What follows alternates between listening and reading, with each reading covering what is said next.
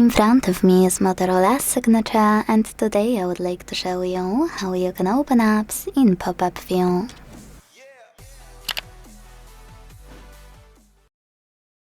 Begin by selecting an app you wanna use in this view and launching it in the background, like that.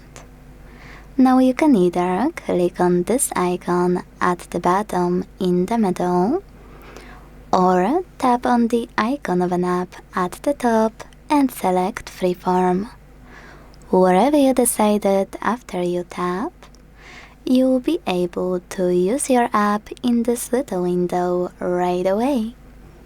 To move it around, hold this line at the top and drag it.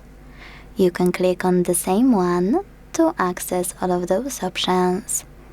Full screen to use your app in full screen view instantly. Minimalize, which will let you use this app by clicking on the bubble on your screen.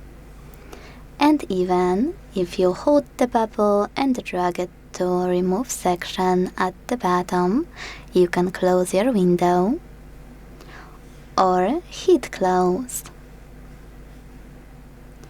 Quick tip, most people miss that you can also close pop-up window by swiping your app in the background. Now, if you want to resize your window, hold one of its bottom corners and drag it.